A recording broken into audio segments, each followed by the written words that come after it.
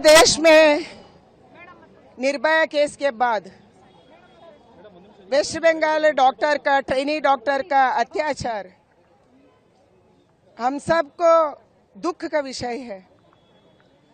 Criminal amendment bill हुआ, parliament में पास हुआ, बहुत सारे राज्य सरकार ने इसको नहीं किया एंड अभी इसके कारण हर एक स्टेट में ऐसा महिलाओं का ऊपर अत्याचार दौर्जन्य हो रहा है।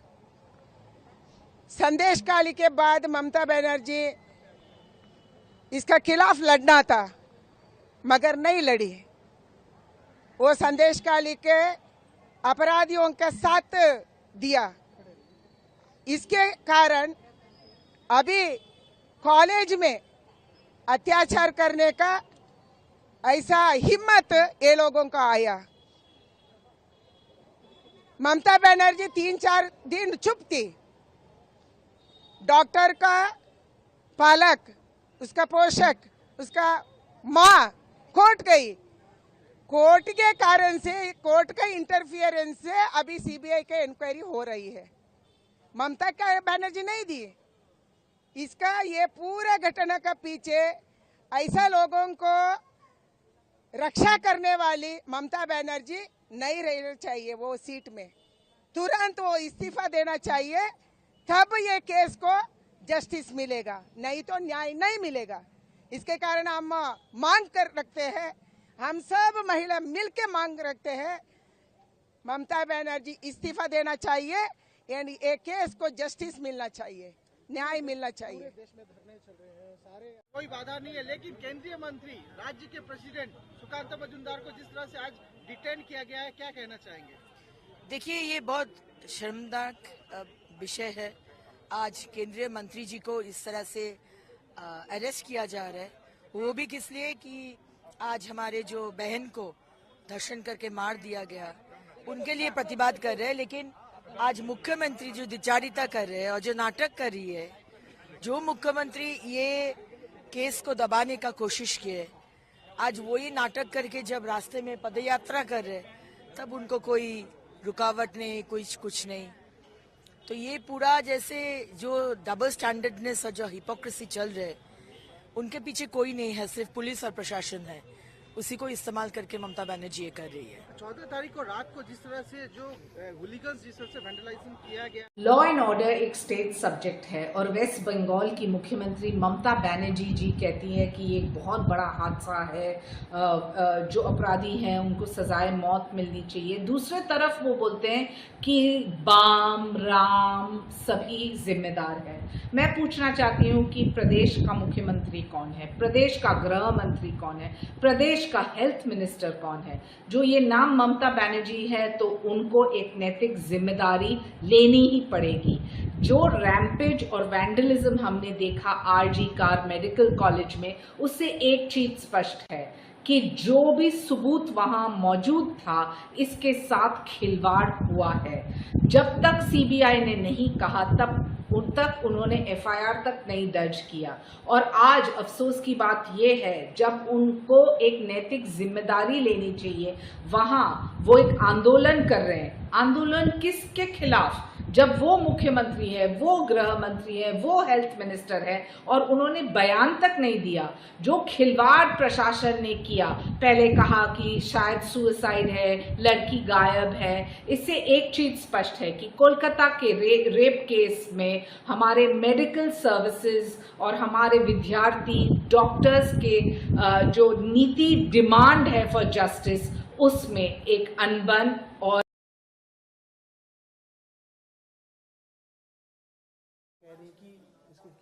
अच्छे से अच्छी कार्रवाई हो और उसको फांसी की सजा। देखिए कैसी विडंबना है बंगाल में, जहां एक महिला के साथ एक उभरती युवा डॉक्टर जो इस माटी की सेवा करती, उसके साथ घटना होती है और मुख्यमंत्री यहाँ की महिला, जिसको आज इतने दिन बाद वो रोड पर उतरती है, अपने आप में ये एक षड्यंत्र का ये प्रतीक है।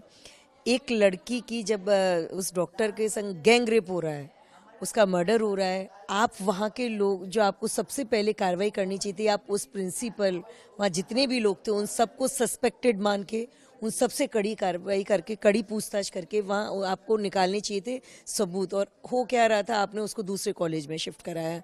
ममता जी जिस ड्रामा क्वीन, मैं उन्हें कहना चाहूँगी, संदेश खली से लेके पूरे देश ने बंगाल की आवाज़ उठाई थी। लगातार बंगाल में महिलाओं पर अत्याचार, बलात्कार जिसे कहें, ये निरंतर रूप से होता रहता है। अनेकों अनेक घटनाएं, कोई भी एक दिन आप मुझे बताइए जब अखबार रंगे ना मिले। जिस प्रदेश की लगातार तीसरी बार मुख्यमंत्री महिला है, उसकी संवेदनशीलता की ये पराकाष्ठा है कि इस प्रदेश में लगातार ऐसी घटनाएं हो रही है। कानून कहाँ है, पुलिस कहाँ है इनकी पूरी शासन व्यवस्था? कानून का राज खत्म है यहाँ। कानून को बिल्कुल इन्होंने गड्ढे में गाड़ के छोड़ दिया है। राजनीतिक सत्ता में जिस तरह से डूबी ममता जी काम कर रही हैं, आप मुझे बताइए, ये इस प्रदेश की सीएम है। घटना को आज कितने दिन हो गए, इनको आज उतरने का मौका मिला जब इनको लगा कि देश की एक एक नारी, एक एक डॉक्टर्स जाग गए हैं, बंगाल के लोग सड़कों पर उतर कर आए हैं, सारी यूनियंस उतर कर आ रही हैं और आम जनता उतर कर आ रही है, तब ये इसके लिए उतर कर आई हैं। इनको तो पहला फर्ज बनता था कि अपराधी जो सस्पेक्टेड जो भी हैं सब पे तुरंत उनको अरेस्ट कराना, उनसे पूछताछ करना और उस लड़की को न्याय दिलाने का काम करना। क्योंकि जब इन्हें लगा कि भारत में पूरे लोग एकत्रित हो रहे हैं, आज के जैसे प्रदर्शन हुआ, पूरे भारत में 1000 जिलों में प्रदर्शन हुआ, candle march Bharatiya Janata party महिला मोर्चे ने कराया। इससे पहले आप देख रहे हो कोलकाता में एक एक आम औरतें, आम जन, और मतलब मुझे पता चला आज ऑटो रिक्शा जैसी यूनियनों ने प्रदर्शन किया, उन्होंने भी आके कि उसको न्याय मिलना चाहिए। तो सीएम कहाँ है, सीएम कहाँ है, उसका प्रशासन? ये कैसी सत्ता है, ये कैसा यहाँ का प्रशासन चल रहा है, कैसी सरकार चल रही है? तो ये अपने आप में जो ड्रामा करने की उनकी आदत रही है, वो केवल ड्रामा कर रही है।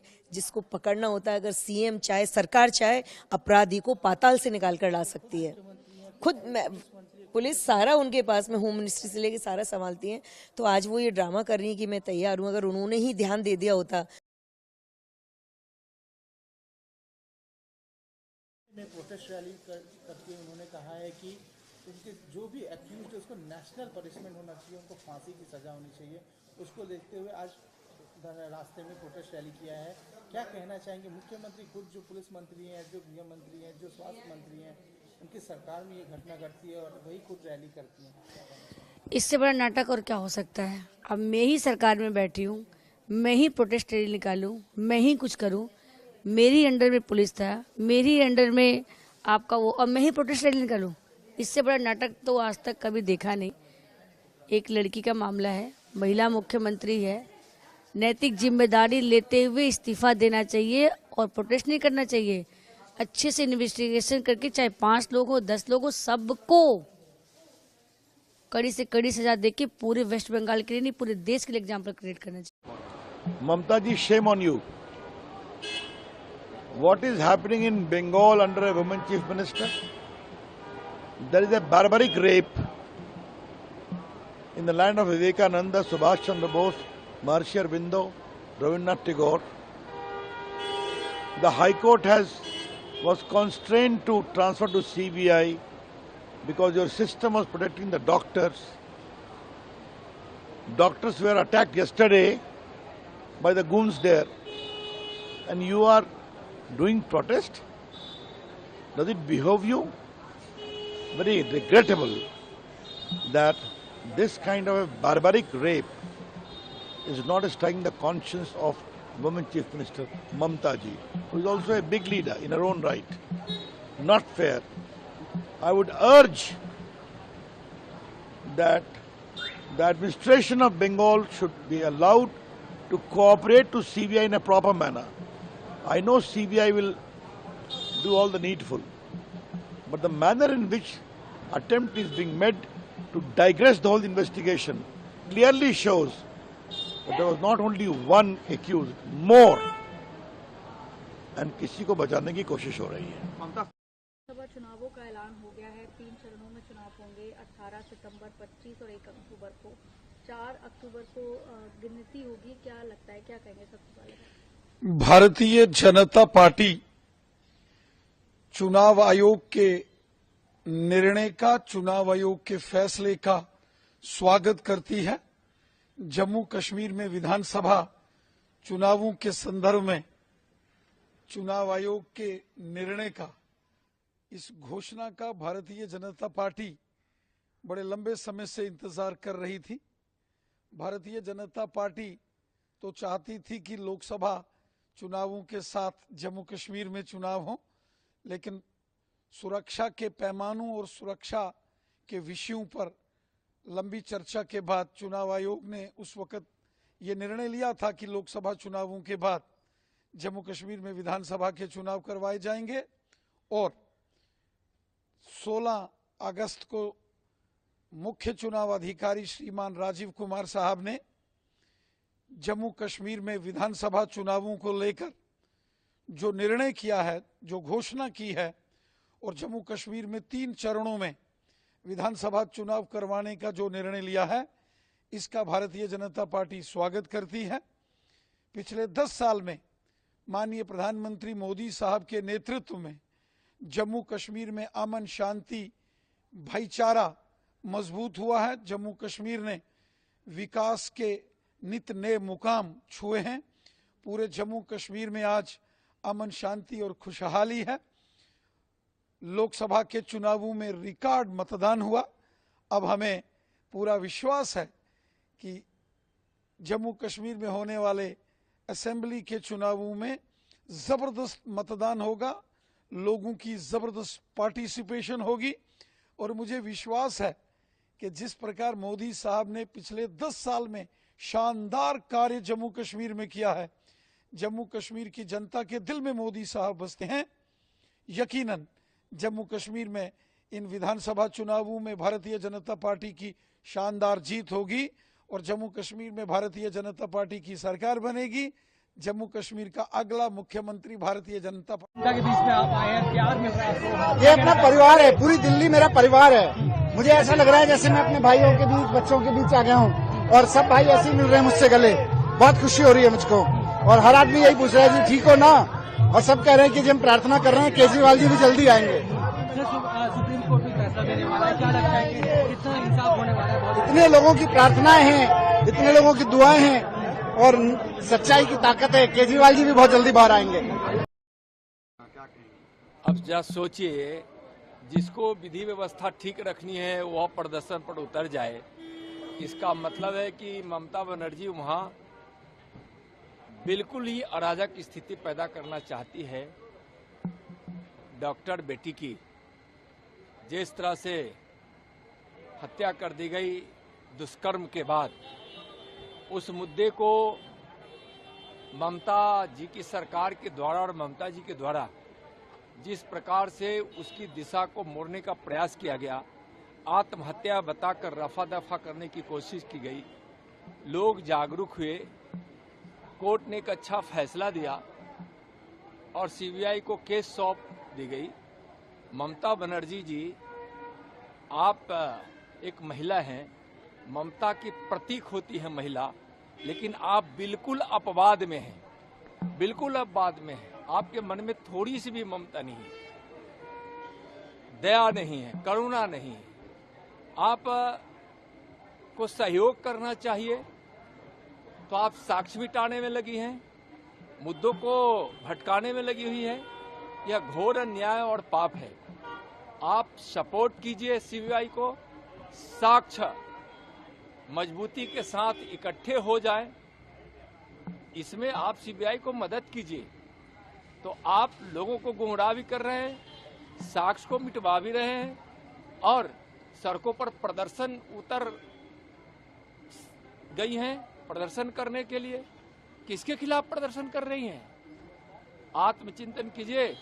इस घोर महापाप में आप साक्षी और उसके समर्थक बन रही हैं, यह ठीक नहीं। जो भर की उन्होंने कहा कि वाम और वाम के लोग ये सब कर रहे हैं, वाम मतलब बीजेपी पे आरोप लगा रही है कि बीजेपी करवा रही है ऐसी हिंसा वहां पर। ममता जी क्या बोल रही हैं राम और वाम के विषय में, उसमें मैं कुछ कहना नहीं चाहता, लेकिन इतना मैं जरूर उनसे आग्रह करूंगा कि अभी भी आप साक्ष्य इकट्ठा करने में मदद कीजिए, सीबीआई को मदद कीजिए, साक्ष्य को मिटाने की कोशिश मत कीजिए। एक बेटी के साथ अन्याय हुआ है, महिला बेटी के साथ अन्याय हुआ है, बेटी को न्याय दिलाने का आप काम कीजिए, आप अन्याय कर रही हैं। बहुत खुशी लगा, इंडिया जब पहुंचे दिल्ली, वहाँ पे ग्रैंड सेलिब्रेशन किए। उसके बाद राष्ट्रपति द्रौपदी मुर्मू जी से हम लोग सभी टीम मेंबर्स जितने भी ओलंपिक में पार्टिसिपेट किए थे, वहाँ जाके हमने सभी एक साथ मिले और बहुत अच्छी अच्छी बात बोली मैडम ने। वो पूछा कि आप सभी चैंपियन हो, कोई भी नहीं हारे हो। ये जो वर्ड्स था वो बहुत मोटिवेशन वर्ड्स था। ये प्लेयर लोगों के लिए आगे जो आने वाला टूर्नामेंट है, मैचेस है, उसके लिए बहुत हेल्पफुल करेगा। उसके बाद पीएम सर से मिले हम लोग, नरेंद्र मोदी सर से, और पीएम हाउस बुलाए थे। वहाँ पे सारे टीम ने वहाँ पे इकट्ठा होकर बातचीत किए और वहाँ पे अपना अपना एक्सपीरियंस बताए, क्योंकि पहले तो पेरिस जाने से पहले वीडियो कॉन्फ्रेंस में बात हुआ था कि आप लोग जाइए, खेल के आइए और पूरा फ्रीली खेलना, कोई प्रेशर नहीं, कुछ नहीं, यही बोले थे। तो वहाँ जाके हम लोग पूरा फुल फ्रीली खेल रहे थे, कोई प्रेशर नहीं था। तो वो बात सब बहुत मोटिवेशन मिला। और सर ने रिक्वेस्ट किया है कि अपना अपना गांव में, घर में पेड़ लगाने के लिए। तो उसमें मामी हो, पापा साथ में पेड़ लगाने के लिए बोले हैं और अपना फोटो खींच के शेयर करना है। तो ये चीज़ सभी को करना है कि ये स्पोर्ट्समैन ने सभी को करना है। तो वो बहुत मोटिवेशन मिला अपने को, और सभी को जो भी था डिटेल सारा शेयर किए सर ने। मित्रों, लाल किले की प्राचीर से हमारे यशस्वी प्रधानमंत्री नरेंद्र मोदी जी ने पूरे देश से ये कहा कि 2047 तक विकसित भारत का निर्माण करना है, और विकसित भारत के निर्माण के लिए वो तीसरे टर्म में 3 गुना ज्यादा मेहनत करेंगे। ये उनकी तड़फ है। जब प्रधानमंत्री 3 गुना ज्यादा मेहनत करेंगे तो हमारा भी कर्तव्य है कि विकसित भारत के निर्माण के लिए जो काम हमारी तरफ है उसमें हम जी जान झोंक दें। और इसलिए कृषि और किसान कल्याण विभाग ने, ग्रामीण विकास विभाग ने तय किया है कि हम परिश्रम की पराकाष्ठा करेंगे। मैं भी 1 मिनट चैन से नहीं बैठूंगा, मेरे अधिकारी, कर्मचारी, मंत्री, सचिव, और हम भी 3 गुना ज्यादा काम करने की कोशिश करेंगे। अगर पूरा भारत ये ठान ले तो भारत दुनिया में शिखर पे होगा। उनके नेतृत्व में कृषि और किसान कल्याण लगातार काम कर रहा। अभी 109 नई प्रजातियों के बीज हमने प्रधानमंत्री जी के हाथों उन्होंने रिलीज किए। लखपति दीदी का हमारा अभियान अब 25 तारीख तक 11 लाख लखपति दीदी और नहीं बन जाएंगी। 2 करोड़ मकान बनाएंगे गरीबों को। ग्रामीण क्षेत्र में 1 करोड़, शहरी क्षेत्र में वो भी कैबिनेट से पारित हो गया है। और हम जहां सड़क नहीं है वहां सड़कों का जाल भी बिछाएंगे। तो ग्रामीण भारत का विकास प्रधानमंत्री जी ने मेरे जिम्मे दिया है। खेती का, किसानों का कल्याण, उसमें कोई कसर नहीं छोड़ा। एक सवाल है कि मध्य प्रदेश शासन ने अभी सारे कॉलेजों में कृषि का पाठ्यक्रम चालू कर रहा है। बहुत मैं स्वागत करता हूं, मोहन जी का अभिनंदन करता हूं। कहीं ना कहीं विरोध हो रहे हैं, उससे क्या होगा कि कृषि कॉलेज जो पुराने हैं उनको दिक्कत होगी, और साथ में जैसे नए कॉलेज नहीं, उन्हें सोच समझ कर फैसला किया। जो कि एक्सरे मशीन, डिजिटल मशीन सब लेके आए थी। आर्टिकल में रात भर 12-1 बजे तक उन्होंने स्कैनर किया, डिजिटल एविडेंस दी। सीबीआई इन्वेस्टिगेशन कर रही है। हम तो इन्वेस्टिगेशन, हमें लगता है कि इन्वेस्टिगेशन पर हमें भरोसा करना चाहिए। इन्वेस्टिगेशन ठीक से होने चाहिए और होगा भी, सीबीआई करेगा भी, बशर्ते कि जो प्रूफ रहता है ऑकरेंस की जगह पे उसके साथ छेड़छाड़ अगर नहीं हुआ है। क्योंकि बहुत दिनों तक पुलिस ने इन्वेस्टिगेशन किया। इससे पहले भी हमने बहुत सारे केसेस देखे हैं। नोबेल चोरी से लेकर जो सीबीआई को इतनी देर बाद ट्रांसफर किया गया, तब सीबीआई के हाथ में कुछ नहीं था, क्योंकि प्रूफ जो थे, प्रूफ तो जहां घटना घटती है वहां पे रहता है, और with in few days, specially murder and rape cases के दौरान वो बायोलॉजिकल रिमेन्स रहती है, उसका प्रूफ का जो लॉन्जिविटी। और उनके साथ और भी कुछ विधायक कि इस प्रकार की खबरों को मैंने भी खबरों में ही सुना है, इसलिए इसकी ऑथेंटिक जानकारी मुझे नहीं है, और जब ऑथेंटिक जानकारी हुई तो सबसे पहले मैं आप जिस तरह का जिस तरह से चंपई सोरेन को मुख्यमंत्री पद से हटाया गया, उसके बाद जो माहौल, वैसे में क्या लगता है कि किसी भी मुख्यमंत्री को अपने मंत्रिमंडल में किसको रखा जाए किसको नहीं रखा जाए उनका विशेष अधिकार होता है, लेकिन लोकतंत्र में भी व्यक्ति और विधायक और सांसद को अपनी भूमिका अदा करने का अधिकार नहीं। उनको मुख्यमंत्री पद से जो देखिए, अच्छे नेतृत्वकर्ता के रूप में झारखंड की सेवा कर रहे थे, अच्छे मुख्यमंत्री के रूप में उन्होंने झारखंड की सेवा किया है, बेदाग मुख्यमंत्री, और कुशल नेतृत्वकर्ता के रूप में झारखंड में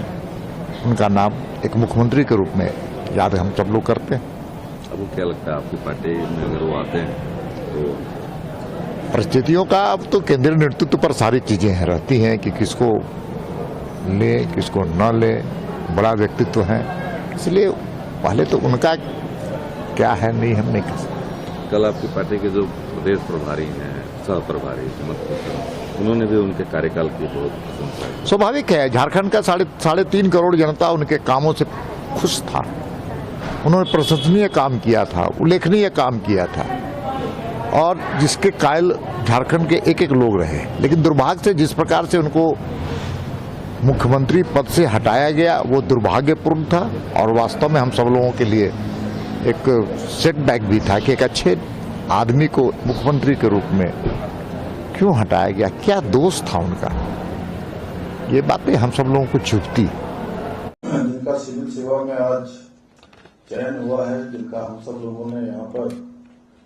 आज स्वागत किया, सबका अभिनंदन किया, सबका हम लोगों ने उत्साहवर्धन किया है, मैं उन सभी को अपनी तरफ से मैं उन सबका स्वागत करता हूँ, सबका अभिनंदन करता हूँ और सबको बहुत शुभकामनाएं देता हूँ, बधाई देता हूँ। और वास्तव में आज कई बार हमारे जो प्रतिभागी चयनित हुए हैं, पुरुषोत्तम जी वो यही सोचते होंगे कि जब चयन हो जाता है तो काम समाप्त हो जाता है, तब तक जब तक चयन नहीं होता है, लेकिन सच में आज उनका काम चयन होने के बाद उनका काम अब प्रारंभ हुआ है, और उनके लिए बहुत ही गौरव भी है, उत्साहवर्धन भी है उनका हर प्रकार से। और साथ में मैं देख रहा था कि अभी मेरे से पहले बोलने वाले वक्ताओं ने बहुत अच्छे तरीके से सब बातें बोली हैं।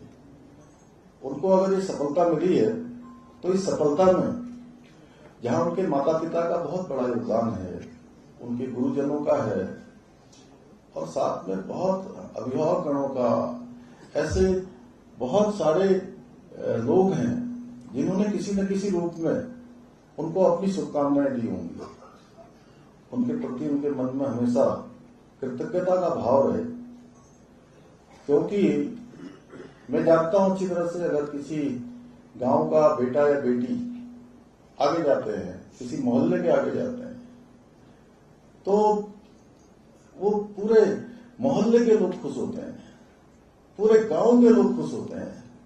फिर किसी शहर से किसी की उपलब्धि मिलती तो शहर के लोग कि हमारे गांव का बेटा है, हमारे गांव की बेटी है, उसने आज यहाँ पर ये कर दिया, आज उसका यहाँ चयन हो गया, उसने ये पदक जीत लिया, उसने आज ऐसा कमाल कर दिया, सबकी भावनाएं ऐसे जुड़ जाती हैं।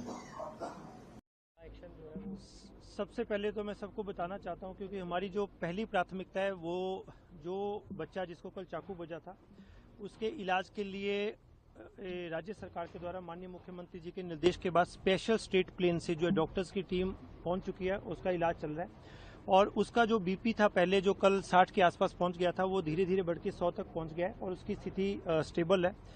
बड़े से बड़े डॉक्टर दिल्ली में, जयपुर है, उनके साथ हमारी बातचीत भी चल रही है। और इसके अलावा शहर में आप देखोगे कि दुकानें खुलनी शुरू हो गई हैं, कानून व्यवस्था के हिसाब से भी शांति है और सभी दोनों समुदाय के लोगों ने इसमें भरपूर सहयोग दिया और सभी ने आश्वस्त किया प्रशासन को कि किसी भी व्यक्ति को शहर की अशांति फैलाने का या शहर की पीस खराब करने का मौका नहीं दिया जाएगा।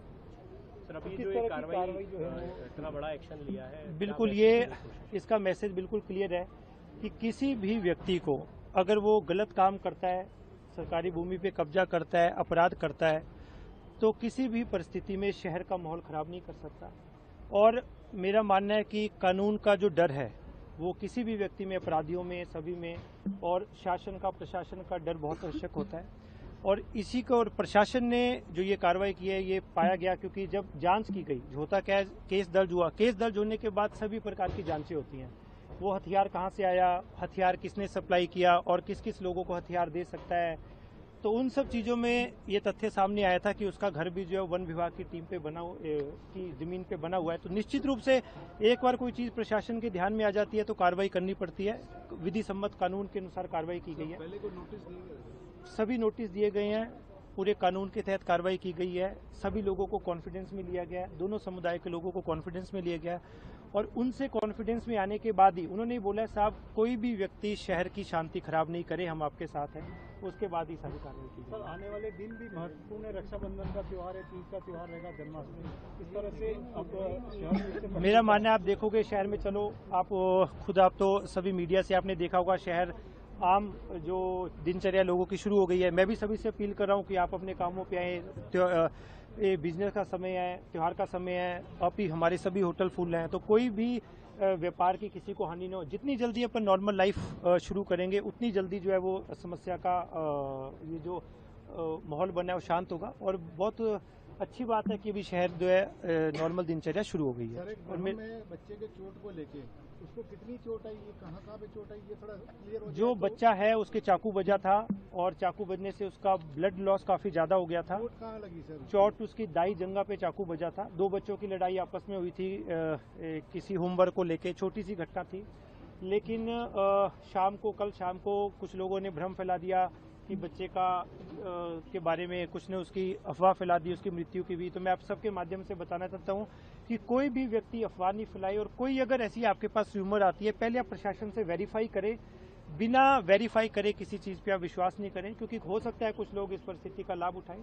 हम आपको बिल्कुल जो सटीक जो सूचना है, बिल्कुल परफेक्ट सूचना हम आप लोगों को देंगे और आपको विश्वास दिलाने की प्रशासन और सरकार खड़ी है और पूरी राज्य सरकार का एक ही मकसद है कि उस बच्चे का अच्छे से अच्छा इलाज हो। देखिए, एम्बियंस मॉल के एडमिनिस्ट्रेशन को एक ईमेल प्राप्त हुई थी जिसमें लिखा था कि मॉल में बॉम्ब प्लांट कर दिया गया है और सभी लोग मरेंगे। तो जब ये इन्फॉर्मेशन हम लोगों को मिली तो हम लोग, हमारी जितनी भी टीम्स हैं जिसमें हमारी bomb detection and disposal squad है, डॉग स्क्वाड है, स्वॉट टीम्स हैं और जितने भी SOPs इस मामले में बनी हुई, उन सबको फॉलो करते हुए हम लोग मॉल में आए और हमने मॉल को सैनिटाइज करने का काम शुरू किया था। लगभग काम पूरा हो चुका है, थोड़ी देर में पूरे मॉल को सैनिटाइज कर लिया जाएगा। अभी तक कोई भी इस तरीके की सस्पिशियस चीज नहीं मिली है। जहां तक ईमेल का सवाल है, उसके किस व्यक्ति ने भेजी, कौन उसका जनरेटर था जिसने वो ईमेल भेजी, उसके बारे में हमारी साइबर टीम्स अलग से इन्वेस्टिगेशन कर रही है। सर, ये कितने बजे के आसपास से मेल आई थी और कितनी देर लगी इसको पूरे मॉल को खाली करवाने में? देखिए, हमें लगभग 10 बजे के करीब सूचना मिली थी, तुरंत हम लोग मौके पर पहुंच गए थे और तभी से हम लोगों का ये काम चल रहा है। थोड़ी देर और लगेगी, उसके बाद हम लोग ये कह सकते हैं कि सब कुछ सुरक्षित है। पुलिस के अलावा कौन सी टीम यहाँ पर मौजूद है? देखिए, हमारे यहाँ पर सारी क्राइम यूनिट्स भी हैं, CID की भी टीम है, FSL की भी टीम है और जो हमारे फायर ऑफिसर उनकी तरफ से फायर टेंडर्स भी यहाँ पर हैं, एम्बुलेंस भी है। तो जितनी भी टीम और एक हमारी जो हरियाणा स्टेट डिजास्टर मैनेजमेंट की टीम है, वो टीम भी यहाँ पहुँच चुकी है कि अगर कोई अनटूवर्ड इंसिडेंट हो भी जाता है तो उसको हम तुरंत से काबू किया जा सके और ज्यादा नुकसान ना हो सके। इसलिए जितने भी प्रिकॉशंस हो सकते थे हमने सब लिए हैं और सारे SOPs को फॉलो करते हुए हम लोग यहाँ पर अपनी कार्रवाई कर रहे हैं। देखिए, आप जानते हैं कि अभी इस तरह की घटनाएं जो है आजकल वो पिछले कुछ दिनों से घट रही हैं। जब अचानक किसी एक जगह में पानी जो है अधिक मात्रा में आ जाता है और उससे जो है पानी का बहाव, जो ग्रेविटी आप देख रहे हैं, क्योंकि ऊंचे ऊंचे पहाड़ हैं, तो उसमें ग्रेविटी पड़ती है और वो फिर जब वो फ्लैश फ्लड में एक तरह से कन्वर्ट हो जाता है। तो अभी ये जो कल रात को हुई लगभग 8 साढ़े 8 के बीच में जो है डमराली नाला, चिखरी नाला, कोल्टी नाला और ये जो तकलेश नाला है, इसमें पानी का फ्लो बहुत ज्यादा बढ़ा। तो अब इसको मतलब ये एनालिसिस की बात है कि इसको क्या क्लाउड बर्स्ट की संज्ञा दी जाए या इसको तेज बारिश माना जाए। तो फोर्सेस के लोग मौके पे हैं और जो पीडब्ल्यूडी की पूरी मैन पावर है इसको रिस्टोर करने में वो सुबाजी लग गई है। तो हमें पूरा विश्वास है कि इसको हम जल्दी, क्योंकि लोगों के एप्पल सीजन का भी काम है, ये ग्राम पंचायत के प्रधान जी हमारे पास है, साथ हैं और इन्होंने भी पूरा भी बताया पूरा कि क्या क्या इश्यूज इन्वॉल्व है और उसको उसके लिए जो है बेसिकली उसको रिस्टोर करना हमारी पहली प्राथमिकता है, जिस पे हम सब लोग काम कर रहे हैं। और बिजली की जो रात को गई थी वो मॉर्निंग में रिस्टोर हो गई है, पानी का भी 1-2 जगह में डिसरप्शन था वो भी रिस्टोर हो गया है। रोड को रिस्टोर करना इज दी प्राइम ड्यूटी, पहली प्राथमिकता है, उस पर सब लोग करें। और ये मुझे थोड़ा इसमें हम इस मशीनरी को बढ़ा रहे हैं, तो ऑनरेबल चीफ मिनिस्टर साहब ने भी इसमें डायरेक्शन दी है, पीडब्ल्यूडी मिनिस्टर साहब ने भी इसमें अपने कंसर्न जाहिर किए हैं और इसमें इसको जल्दी से पूरा कराने के बारे में हमको निर्देश भी मिले हैं। की जनता का गठबंधन चुनाव की समर में उतरा है, पर ये चुनाव केवल और केवल सरकार बदलने का नहीं, सत्ता बदलने का नहीं, भाजपा की क्रूर, अमानवीय और भ्रष्टाचारी सत्ता के परिवर्तन का भी चुनाव है। कल चुनाव आयोग की घोषणा के साथ ही भाजपा की विदाई तय है और 1 अक्टूबर के ऐतिहासिक दिन को पहले प्रहर में ही, दिन के पहले पहर में भाजपा की विदाई हरियाणा की जनता प्रभु और वाहिगुरु के आशीर्वाद से कर देंगे। हरियाणा ने 10 साल घोर अन्याय सहा है। हरियाणा के किसानों और खेत मजदूरों के रास्ते में भाजपा और भाजपा की सरकारों ने शूल, नश्तर, पत्थर, भाले, गंडासे, अश्रु गैस और गोलियां तक चलाई। 700 किसानों की शहादत ली। भाजपा के हाथ 700 किसानों के खून से रंगे हैं। इसका न्याय होगा। हरियाणा के युवा 47 बार पेपर लीक के शिकार हुए। अब तो 8वीं, 9वीं, 10वीं, 12वीं और बीए का पेपर भी हरियाणा में मंडी लगाकर बिकता है। ये पर्ची भी और खर्ची भी वाली सरकार है और भर्ती रोको गैंग सरकार के असली मुखिया खुद हैं, जो बार बार खामियां छोड़कर सारी भर्तियों को कोर्ट के अंदर उलझाकर रखते हैं और बच्चों को लुटवाते हैं। हरियाणा का गरीब और शोषित वर्ग, खास तौर से हरियाणा का वाल्मीकि, हरियाणा के रविदासिया भाई बहन, हरियाणा के पिछड़े वर्गों के साथी, वो सरकार की जातियों और भेदभाव को माफ करने वाले नहीं। नमस्कार। আজকে আমাদের এখানে state council of educational research and training, যাকে সংক্ষেপে এসসিআরটি বলা হয়, তাদের উদ্যোগে আজকে যে নবনির্মিত ভবন এবং শিক্ষক হোস্টেলের দ্বারোদ্ঘাটন, সেই উপলক্ষে আমাদের মাঝে উপস্থিত আছেন স্পেশাল সেক্রেটারি এডুকেশন ডিপার্টমেন্টে শ্রী রাভেল হেমেন্দ্র কুমার। উনি ওনার স্বাগত ভাষণ আমাদের সামনে রেখেছেন, আপনাদের সবার সামনে রেখেছেন। আমাদের মাঝে উপস্থিত আছেন একটু আগে যিনি ওনার বক্তব্য এখানে রেখেছেন, president Tripura board of secondary এডুকেশনের ডক্টর ধনঞ্জয়গঞ্জ চৌধুরী মহোদয়, Shri NC Sharma, director secondary education and elementary education, Shrimati L Raolong, director SCERT, এবং আমার সামনে উপস্থিত আছেন সম্মানিত শিক্ষক শিক্ষিকাগণ, ছাত্রছাত্রী, শিক্ষা দপ্তরের যারা কর্মকর্তা বৃন্দরা আছেন, আধিকারিকরা আছেন, এসসিআরটির কর্মকর্তাবৃন্দ এবং সাংবাদিক বন্ধুরা, সবাইকে আমি এখানে উপস্থিত থাকার জন্য হার্দিক অভিনন্দন ও শুভেচ্ছা জানাচ্ছি। আজকে সত্যি এখানে আসার পর অনেক কিছু জানলাম। বাইরের থেকে অনেক সময় অনেক কিছু আমরা বলি, কিন্তু যখন বিষয়ে আলোচনা হয়, ঠিক জায়গায় যখন তার বিভিন্ন বিষয় আমরা জানতে পারি, তখন বোঝা যায় যে এসসিআরটি বা government of Tripura education department কি করছে। বিশেষ করে যারা আমরা সবসময় বলি যে জাতির মেরুদণ্ড নাকি শিক্ষক। আমি নিজেও শিক্ষক ছিলাম মেডিকেল কলেজে, আপনাদের মতো না। তো আমরা জানি যে শিক্ষকের দায়িত্ব কি। আপনাদের উপর সবকিছুই আগামী দিন ত্রিপুরা কোন দিশায় যাবে, রাজ্য কোন দিশায় যাবে, পুরোটা কিন্তু আপনাদের উপরই তার দায়িত্ব বর্তায়। এখানে টেকনিক্যাল বিষয়ে অনেক আলোচনা হয়েছে, কিভাবে আপনাদেরকে আরো টেকনিক্যালি সাউন্ড করা যায়। ইনফ্রাস্ট্রাকচার তো ডেভেলপমেন্ট আমরা করলাম সরকারের পক্ষ থেকে, এসসিআরটির পক্ষ থেকে, সবই হচ্ছে, কিন্তু আলটিমেট সেটা কি, আমাদের স্টুডেন্টদের রেজাল্টটা কি। আমাদের স্টুডেন্টের 1 থেকে 5 জন 7 জন 10 জন ভালো রেজাল্ট করলো, তাতে কিন্তু মানে টিচারের যে 100% এভারেজ, ঠিক আছে, একজন একদম এক্সট্রিম ভালো হতে পারে, কিন্তু তার রেজাল্ট অন্তপক্ষে ভালো হওয়া উচিত। তবেই শিক্ষকের দায়িত্ব সম্পর্কে আমরা বলতে পারবো। এতগুলো যে আমরা করলাম, বিভিন্ন বিষয় এখানে দেখলাম আমরা। আমি সবসময় আমি যখন স্টুডেন্টদের বলতাম, কোনো জায়গায় যদি দেখা যায় স্টুডেন্টদের রেজাল্ট খারাপ, ডিসক্রেডিট গোজ টু টিচার। আমি যদি বলি না তোমার কারণে তুমি পড়াশোনা করোনি, সেটা কিন্তু হবে না। আমার কারণে তোমার রেজাল্ট খারাপ। Your Highness, Excellencies, नमस्कार। 140 करोड़ भारतीयों की ओर से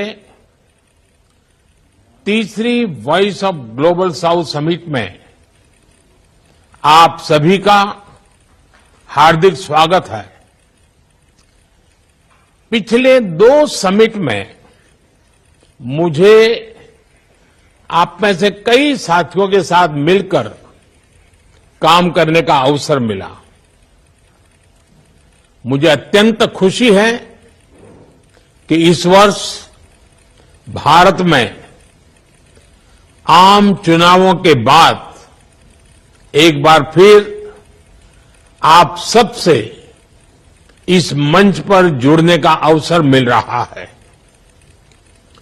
फ्रेंड्स, 2022 में जब भारत ने G20 अध्यक्षता संभाली, तो हमने संकल्प लिया था कि हम G20 को एक नया स्वरूप देंगे।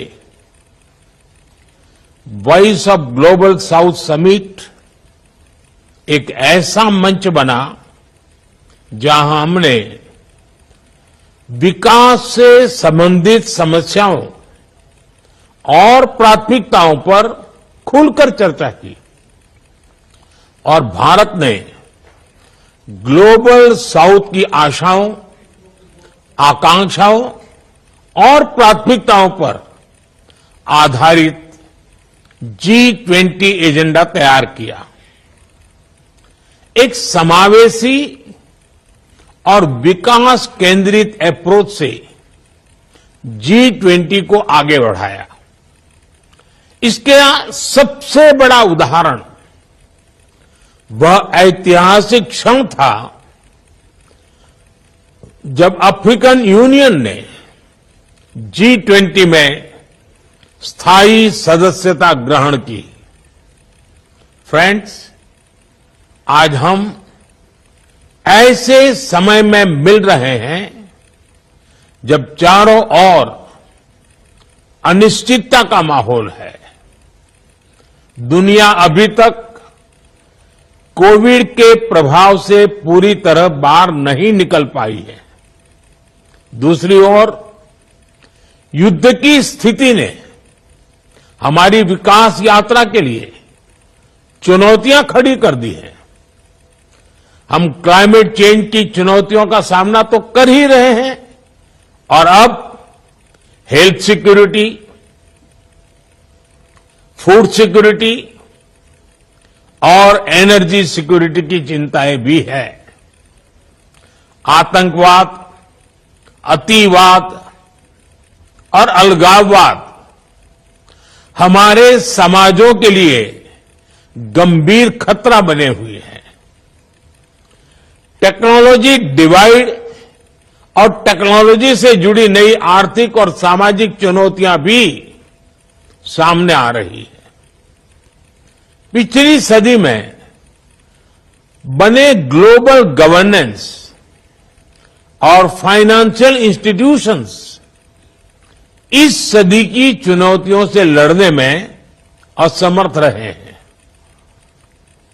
फ्रेंड्स, यह समय की मांग है कि ग्लोबल साउथ के देश एकजुट होकर, एक स्वर में, एक साथ खड़े रहकर एक दूसरे की ताकत बने।